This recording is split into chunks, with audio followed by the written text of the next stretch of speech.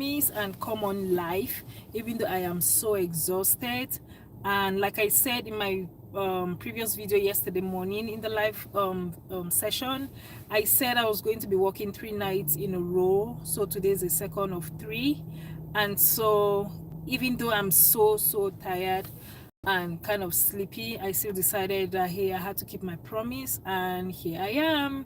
So good morning everybody. It is 7:44 a.m. where I am.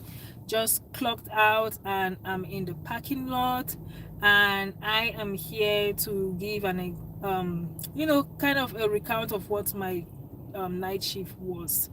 If you're just joining us here on this channel, I talk a lot about the step down ICU unit, or the progressive care unit, or the intermediate care unit, just because I want to throw light on people who have never heard that unit. So many people, when we tell them, or when I mention, hey, I'm from the step down unit, they're like, what unit is that? So this channel is more about talking on my nursing journey, enlightening people of what happens on my unit, talking about night shift. I also talk about beauty and those nice topic.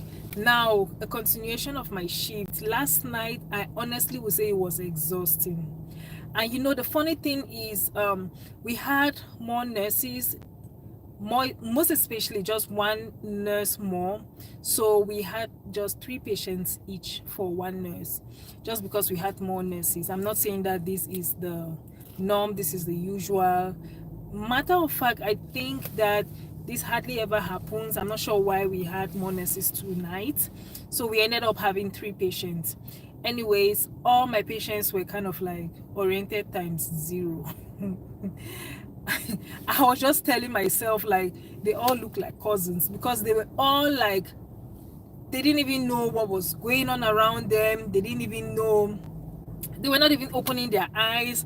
They were like, so like almost comatose. That is a stronger diagnosis to say, but they were like not even aware of when I walk into the room, or if I should say anything, unless if I should, you know, they will wake up to pressure or wake up to pain. So for one, I had to keep suctioning them because they were decompensating in their oxygen requirements. And so the only thing that I'm sorry guys. So for one patient, I had to keep suctioning them. I had to do a nasopharyngeal suctioning. It's a deep suctioning, just because they were decompensating in their oxygen demand. And so that was the only thing that could help them in terms of their oxygen numbers. Caught respiratory therapy several times, and unfortunately even the breathing treatment could not help the patient. So I had to like suction the patient back to back. The patient's oxygen kept dropping like to the 70s. And unfortunately, the only thing that could help the patient was suctioning. Then the other patient was a patient who coded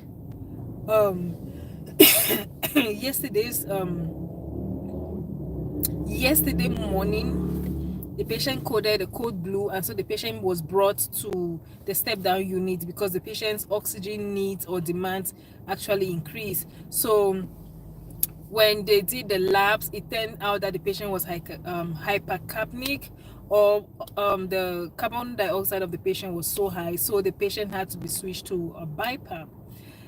And fast forward into day shift and night shift, patients CO2 wasn't even improving, so the patient ended up, you know, being on the BiPAP all night.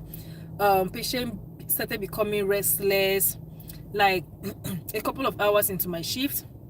So I had to reach out to the doctor to kind of like, hey, do you want us to get a sedator for this patient, because the patient kept trying to pull off their BiPAP machine.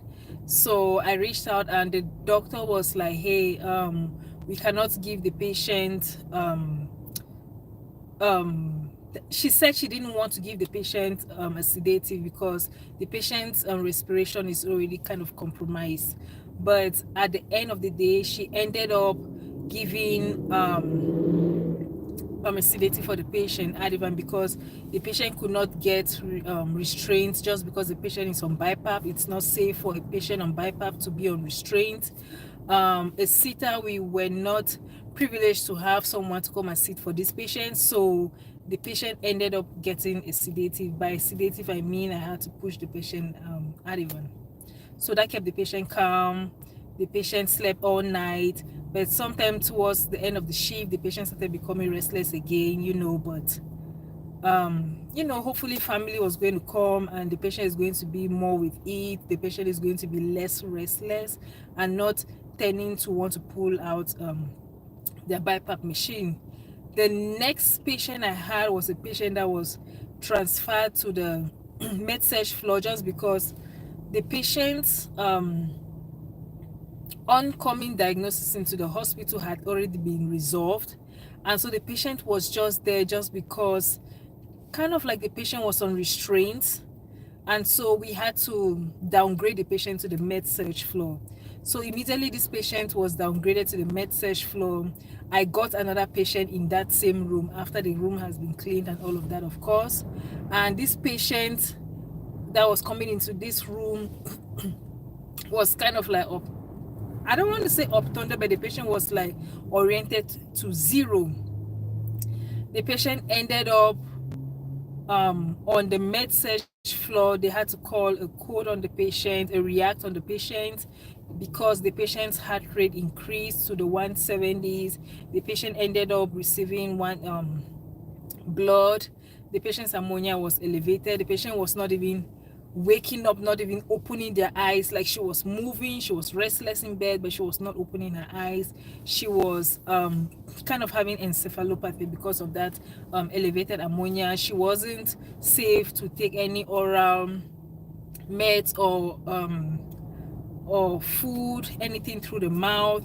So she was already on lactulose. Lactulose is a medication you give to patients who have elevated ammonia, for which this ammonia causes confusion, causes a change in mental status.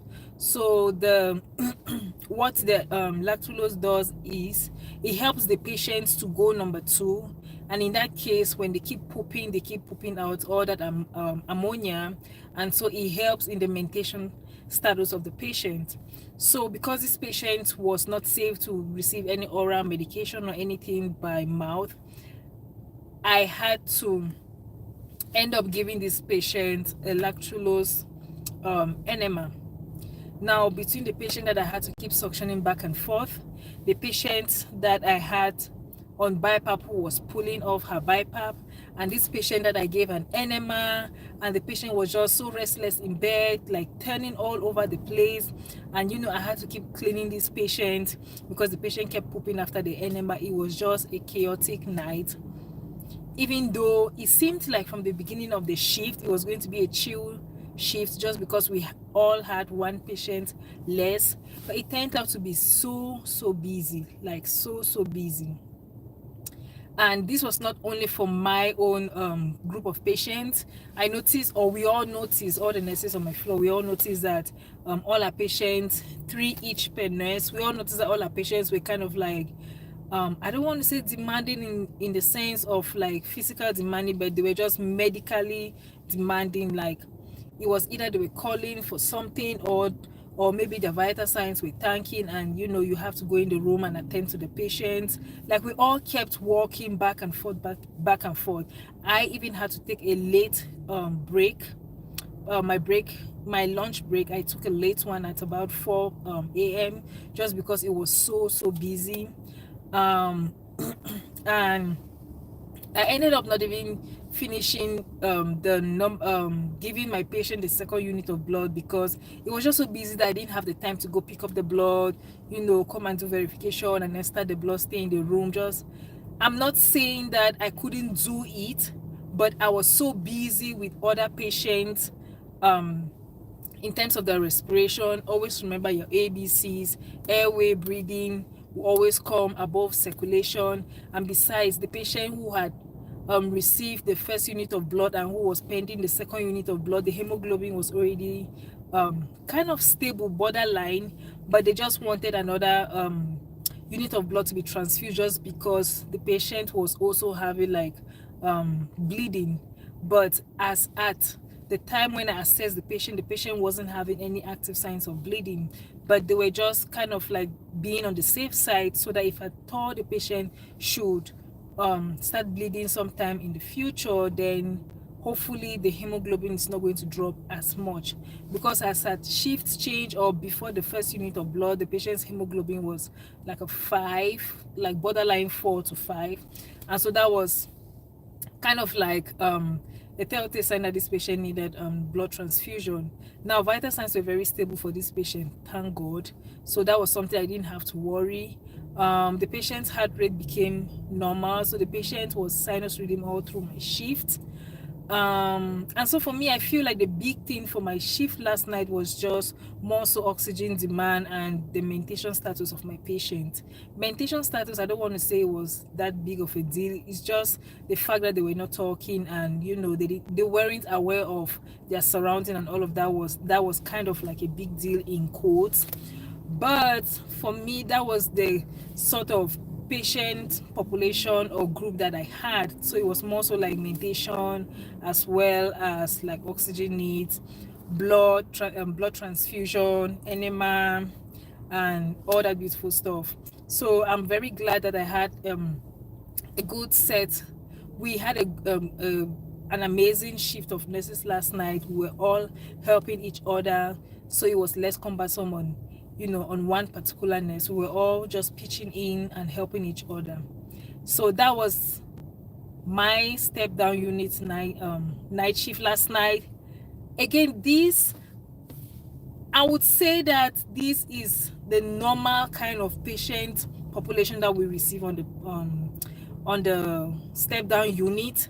But again, things can always happen, like I always say, because it could be that for day shift, probably the patient will not even have the kind of back and forth that I had for my night shift. But then for night shift, again, maybe tomorrow the patient will be even more stable. So because I had a chaotic night last night, if I should have the same patient tomorrow night, it doesn't suffice that I will still have the same occurrences. It doesn't suffice that I will still have the same kind of encounter and situation, the back and forth. But again, these are typical step down unit ICU patient acuity. Again, the patient ratio wasn't the normal. We usually don't have 3 patients for 1 nurse. That hardly ever happens. But I guess yesterday or last night we had an excess of nurses, so it was kind of like a plus. If you ask me, it was kind of like a plus yesterday for us to have 3 patients. Was it a hectic shift? I would say yes, it was. Is this the normal kind of patient that we receive on our unit? Again, I've answered the question and answered this question, and the answer is yes. Is it a sort of shift that I would love to always have? I would say no, because it's exhausting. I am currently so tired and exhausted, and I'm just thinking of going to take my breakfast, shower, and just crash, because I'll be coming back, or I'll be going in for the next night shift. Again, if you're new here, please do consider liking, sharing, and subscribing. Welcome to this family. We talk about nursing, hygiene, beauty. If you have any questions, do make sure to drop it in the comments section. Again, hopefully tomorrow, I hope that I won't be too tired to come and do a live. I almost did not do this because I'm so tired and it's so cold outside. As you can see, it's not as bright as my previous live videos, just because it's so cold, and it's been a while that the weather has been this cold, and I was this close to not making this live. But again, I was like, hey Stephanie, you had made a promise and you have to keep to your word. So that's why I'm here, because I love you all and I want to share the information, and I'm very open to answering all your questions. It doesn't matter, no question to me is stupid. Anything that you want me to answer, just drop the question below. If you want me to make a video addressing something specific, or if you want me to make videos addressing something that you really want to know, just let me No. And on that note, I want to say thank you all for stopping by. I do hope that you have a great day. It's a Friday, beginning of the weekend. Do stay blessed, stay safe, and I'll see you tomorrow morning in my next live. Bye guys.